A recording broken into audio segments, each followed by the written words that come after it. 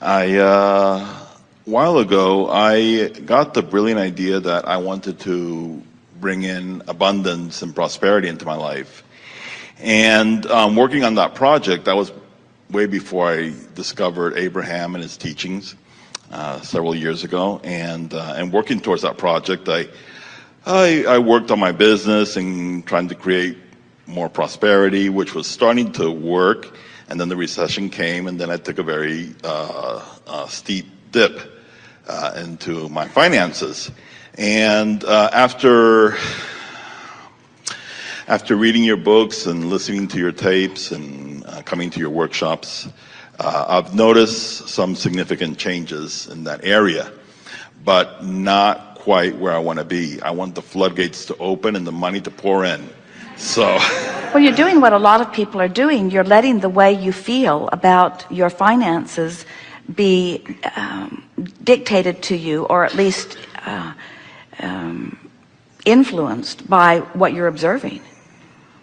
In other words, as you were telling us this logical sequence of events, it's clear and everybody understands why, but you're responding to the conditions, and the answer to get to where you want to be is that you have to have a vibrational response to something other than conditions that aren't pleasing you.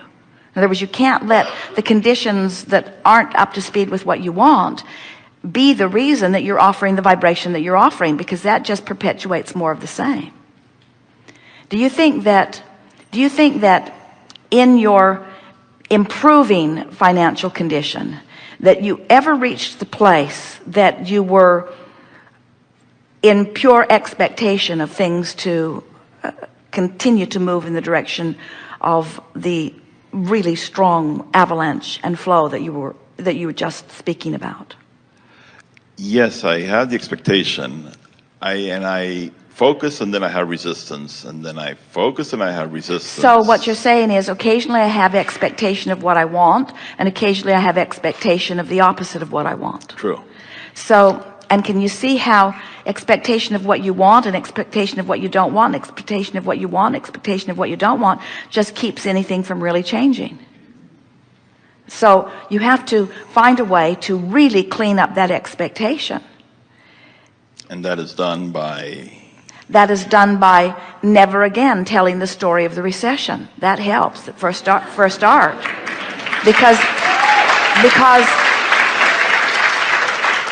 and we understand why you would want to tell that story, because it looked like things were going well, and then it looked like things weren't going well, and so the explanation of the turn from the going well to the not going well is the recession, or the slowdown.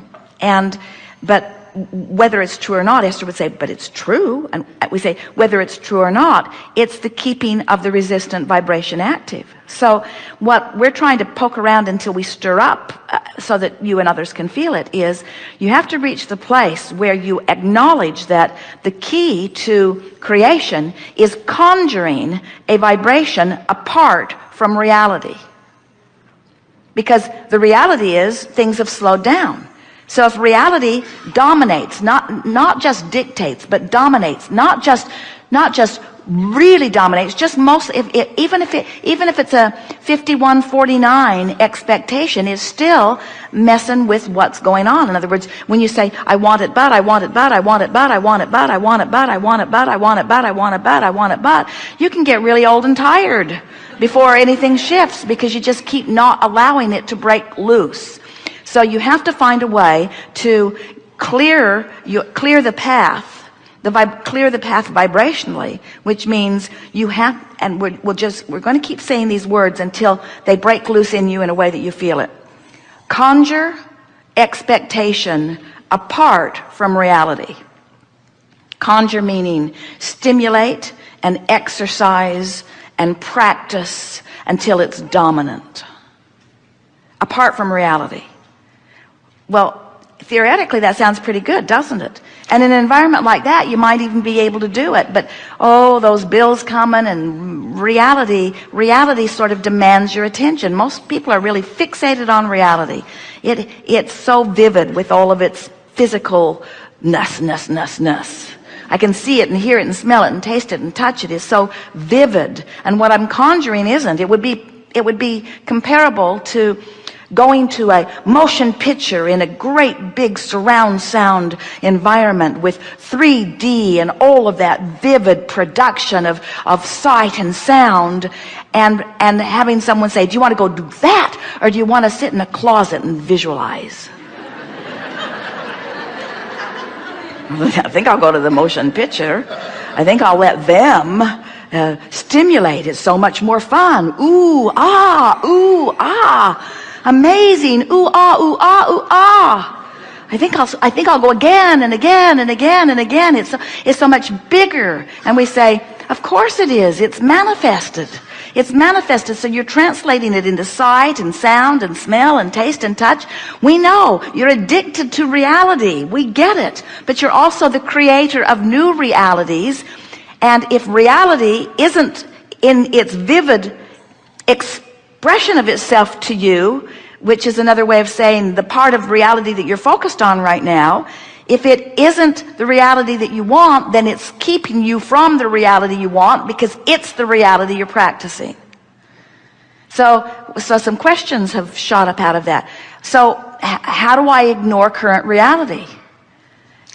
And we say, well, at least let's make it general instead of specific. Generalize it. That helps. That begins the diffusing of it. In other words, you feel the difference between the general statement of, I wanted to improve my financial condition, and I did. It's kind of up and down. Down a little right now, but soon will be up. Now that was accurate. That was an accurate statement. We just said the same thing you just said. We just said it in a far less resistant way, didn't we? So the most resistant way.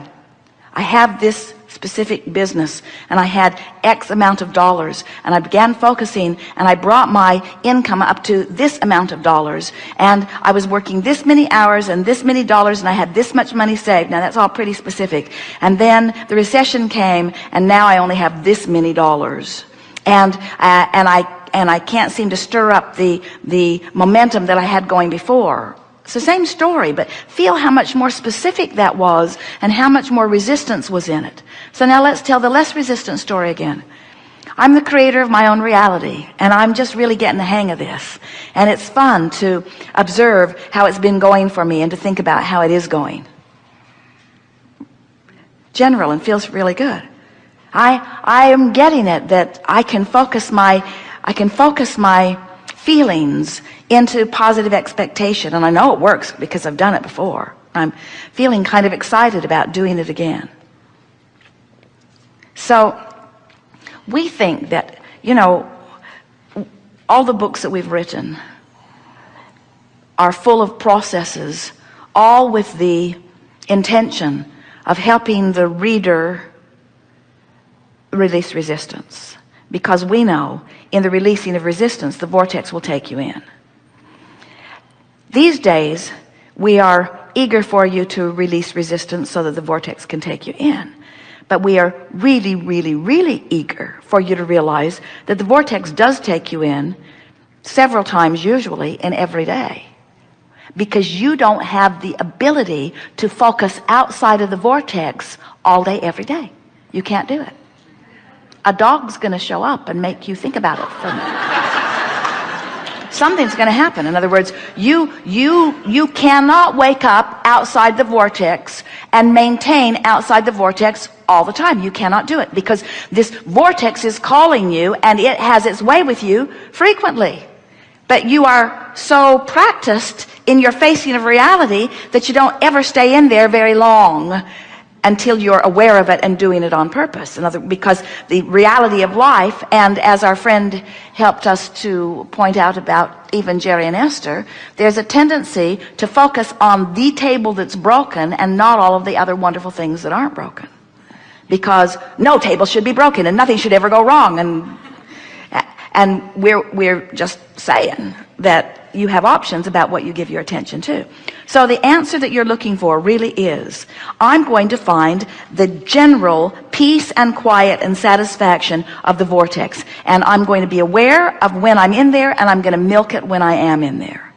So by milk it, what do we mean? Just don't do anything that throws you out. We said the other day, it's like, did you ever have parents that you walked on eggs around? In other words, you knew how far you could go, and you only went that far if you were smart. Well, the vortex is not like a temperamental parent.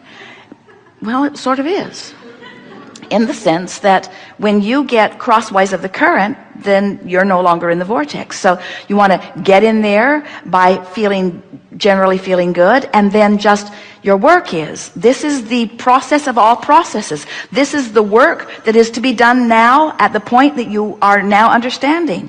Your work is to get into the vortex and stay as general as you can in your thinking, so that you can begin to assimilate, so that you can begin to mesh with, so that you can begin to resonate with, so that you can begin to reverberate with, so that the vortex can begin to tune the vibrational instrument that is you. Some years ago, someone who was dealing with tuning forks told us that if he struck a tuning fork and made it reverberate, that all the other little tuning forks were having a vibrational response to it. In other words, when you let the vortex take you in, and you reach for general enough good feeling thoughts that you hang around in the vortex will naturally cause your vibration to raise, because in the absence of resistance, that's just what always happens. So now you're resonating and reverberating, and now ideas begin to occur to you. It goes beyond the feeling, which is first, to ideas and impulses, and then to clear business plans and rendezvous and all kinds of things that translate into specific money and improvement and deposits and assets.